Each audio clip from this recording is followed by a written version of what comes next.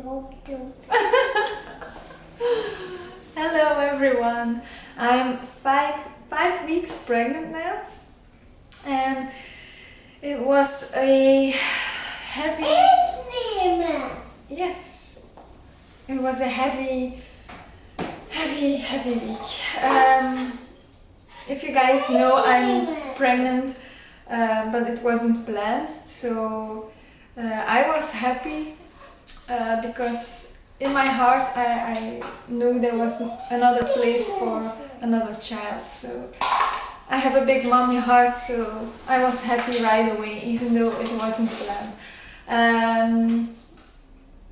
My husband don't react it right away, but now after a week we started talking again, and it's like it bumped in that I'm pregnant now. So it's like he just now realizes it's gonna happen, and he was saying that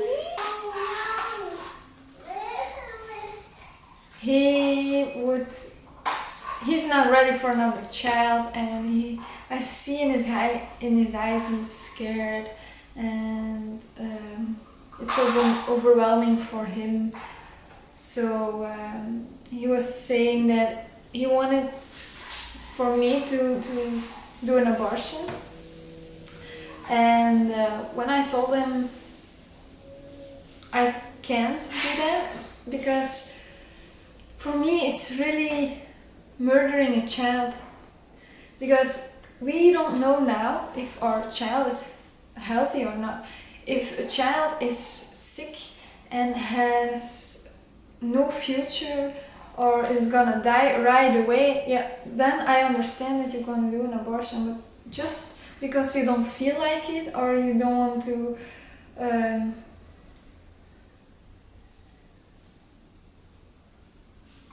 take your responsibility for it, it's not a good reason to do an abortion. So normally I would say to him, I don't know, maybe, or avoid those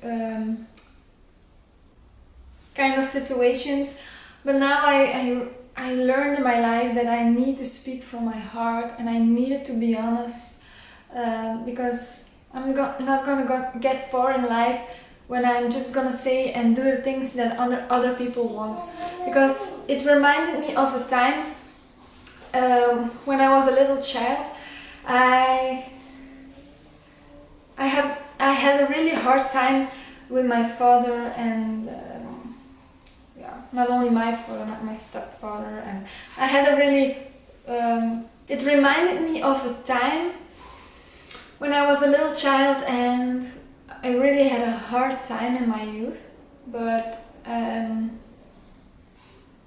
my father did things to me that weren't okay, and my mother did the right thing and seeked help for me and find a way so I could see my father at a safe place, with people that are there to give safety. So she did all that. But after a point I was getting 12, and at that age I needed to decide from the judge that I wanted to go home with him or I don't. Because we visited at a visitor center, so we saw every 14 days, I saw my father. There were other people there that took care of us, and we're there to see that everything went okay. And I loved my father, and I loved those times, and as a child I could only see the best in him, and now I still do. I know the things he did weren't right, but I know in his heart he was a good human, so I always loved him so much. He was like my best friend. And one day the judge decided that I did go home with him alone, or I don't go anymore. So for a little girl of 12, it's such a hard decision because I was scared of disappointing my mother. She never said I couldn't go to my father, but I had a big fear inside of when I go with him, she's gonna be angry with me maybe, or she's gonna be sad. I knew what was going on all those years. I knew how much it hurted her, seeing what was happening with me, and she was fighting for me and was doing all those things to bring me in safety. So I knew when I just forget all that and leave it behind me and just go with my father, it was gonna hurt her. So the moment he came to the door, he was standing there. Even now, oh my god, this is still such a big trauma in me. But it's a good thing that it comes up, because it's clearly something I needed to heal and I needed to learn from. So I see him standing there and his mother and his father behind him. And they asked,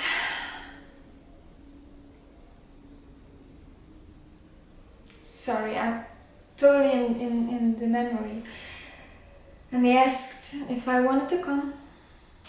And with tears in my eyes, shaking, my heart's yelling to me, say yes, because I don't wanted to lose my father. I wanted to see him.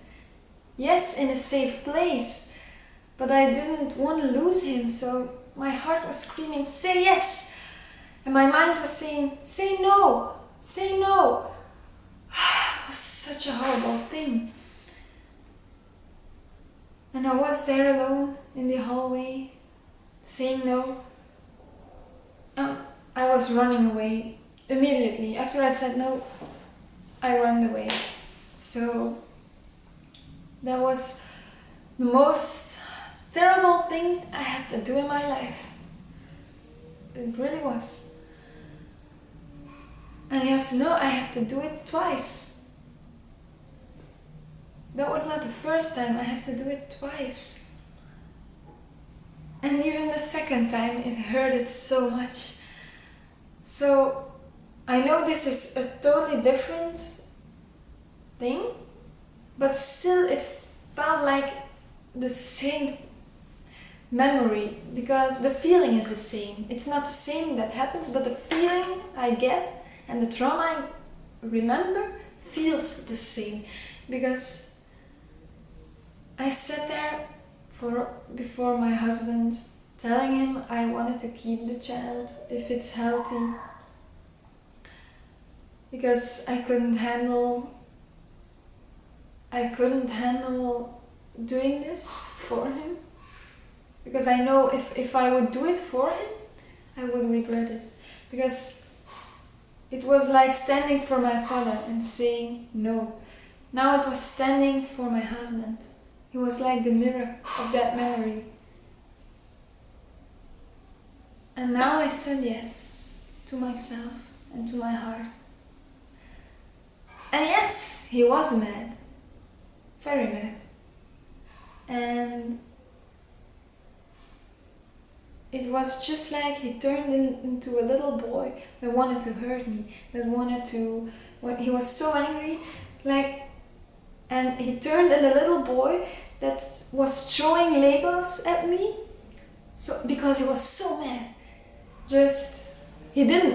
That was not what he did, but for me it looked like that. It looked like I pushed a button of a known memory he had at his own childhood. It looks like he had a memory, and not a memory that he maybe remembers, but the feeling he remembers.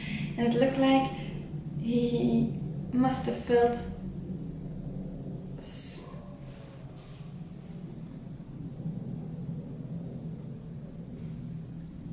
like he lost control of his life. And of things I heard of his own youth, I know he didn't always have the control of his life. So I get it. So I let him be mad. I thought to myself, let him yell, let him do what a little kid do, because when we are angry, we wanted to release our emotions. And if it's like a little kid, let it be, because it's your inner child that hurt. So I thought to myself, okay, let him be mad. And it hurt. It really broke my heart, because I wanted to go for this with my whole family, with my whole... with him and with our other children. And I know we are strong enough. I know this relationship is very strong. We have a very strong connection, a very strong bond. So I know we are going to go through it and maybe grow stronger even, because after everything we've been through, you're always stronger. And I do believe this is what's gonna happen too, but it's gonna take a little time. So I let him be angry at me, and even though he hurt me on purpose, it was on purpose, but I get it, because when someone hurts me, I wanted to hurt them too. So I learned now that doesn't help me, but everyone is in another state, and it's another journey in their life. So I let him go through it on his own now, because he's the one who is going to need to accept it and is gonna go through it. And if he needs me, he knows I'm there. So that was a rough time that week. And now I see he kisses me again, he hugs me again. We don't speak about it, because we are both scared to speak about it, I feel. And I know we have to speak about it some point, but for now it's okay. And if we show each other that we love each other, and then it's gonna be okay, because it isn't easy for him and it isn't easy for me too. So hello. That wasn't all. That was hard to go through this week. Shh. I'm making a video.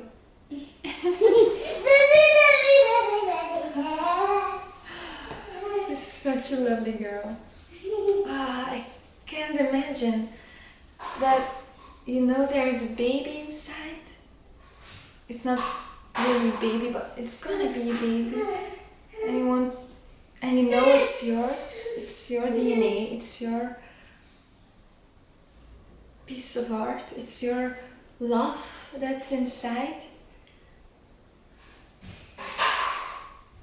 I could not understand that you want to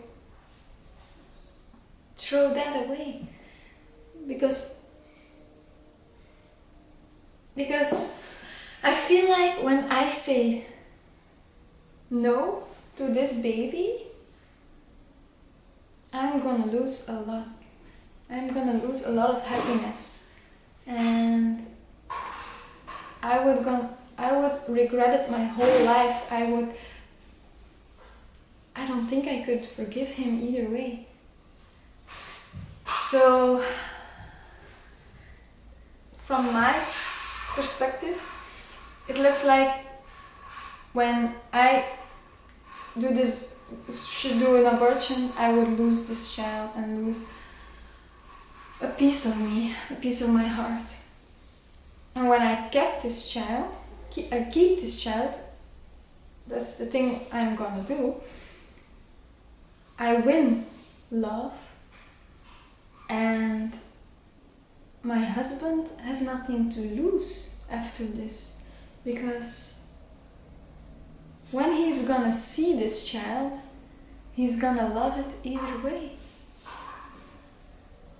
When he's gonna see it and feel it, to be able to smell it, to touch it, to play with it, and see how such a beautiful human being it is, he's gonna love it so much. Because when I see him with our other children, he's such an amazing dad. He really is. When I see him play with other children that are not ours, he's such an amazing man.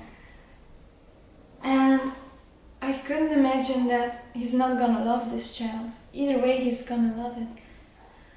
So I wish for him that he is gonna find peace in it, in his heart, because the only thing he's gonna get from it is love. Love from me, love from the other children, love from this child. So I know it's a good thing. But that was not the only thing that was hard this week. I carry a disease. I already speak about it on the other video of 4 weeks, and suddenly the scare came up. I was so scared. This one was going to be sick too. And another part of me was telling me, no, that are negative thoughts, you're gonna attract more negative. If you're gonna believe this is what's gonna happen. You should not think like this. But I thought to myself, you know what? I feel the fear. It's there. I'm not gonna ignore it. I am afraid of this disease I'm carrying. I am afraid. I don't want to lose another child. I really don't. Because I know how much it hurts. So, I just needed to let in the fear. Because when you try to ignore the fear, it's in your behind of your back. Behind of your head, it's there either way. It doesn't go away. It sticks with you. So even if you think, oh, I'm not gonna think about it, I'm only gonna think about positive things, it's still there. So if you don't want to attract it, you accept the fear and release it. So what I did was, let me be okay to be sad about it, be afraid about it, because it's such a normal thing. When you're in a spiritual journey, you learn about the law of attraction, and you try not to think about bad things because you get scared of attracting bad things. But I've learned during my journey that you can think positive as long as you want, as long as the fear inside of you and you ignore it, you're still gonna attract it. So I put some music on, because music is a healing energy for me. Because when I listen to the music, and it can be sad music, it may be sad music, because when you're sad, you're gonna put the same frequency kind of music to listen to. That's what we do. So I did put on some music and let the fear come in. And let myself feel where the fear come from. Where did it come from? And let it in and just let it be. And cry when I needed to cry. And I danced, and I close my eyes now because I see myself dancing on music, because I'm telling you guys about it, and the feeling comes back, and I'm probably gonna dance after this video again to let it go, to let it in and let it go, because energy is not supposed to get stuck. Energy needs to flow, and fear is an energy, love is an energy, everything is an energy. Thoughts are an energy, words are an energy. So when fear comes in, it needs to go out. So that's what I did, and I let myself be afraid, and it was okay to feel like this. It was okay. And I still am afraid because the fear is only gonna go away. I still am afraid, I still feel the fear, and it's normal. I'm not gonna magically get it off me, and it's not gonna go away. Because you can know somehow that it's healthy, or you can say to yourself it's healthy, or do spells, because I am a witch. I do rituals, I do spells for attracting help, and I do get signs. Oh my god, I almost forgot. I had a dream, and I was telling my daughter, and my husband was there, my son was there, and I was telling my daughter that the baby inside was growing, and in my dream I was 11 weeks.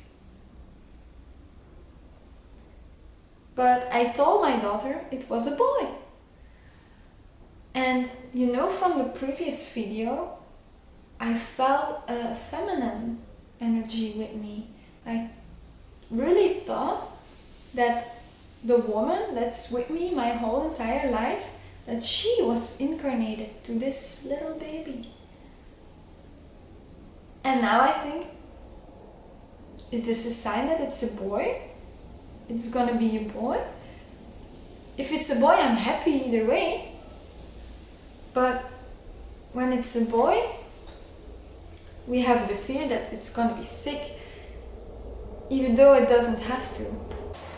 Because I can have a healthy boy too. It's not because I'm gonna have a boy, it's gonna be a sick boy.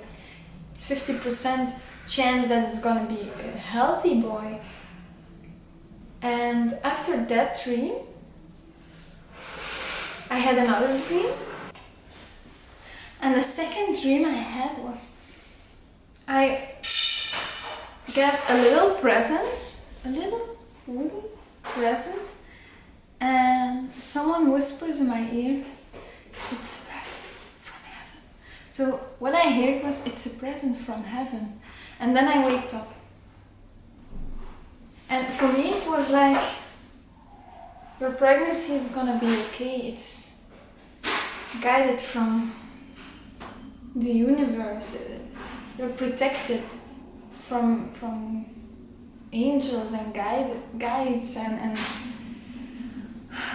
whoever is with you. And that day when I was outside, the sun is still shining, I saw a butterfly flying through me, through my face. And for me, our butterflies,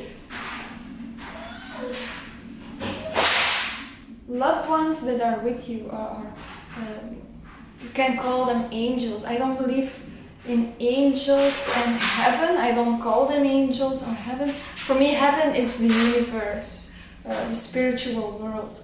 For me, angels are guardian angels, or more like guides, or loved ones that are passed away. So I'm probably protected. And another thing I wanted to tell was, I still don't have the nauseousness or not much of pregnancy stuff going on, but I'm still breastfeeding my youngest, and my breasts are really very sensitive.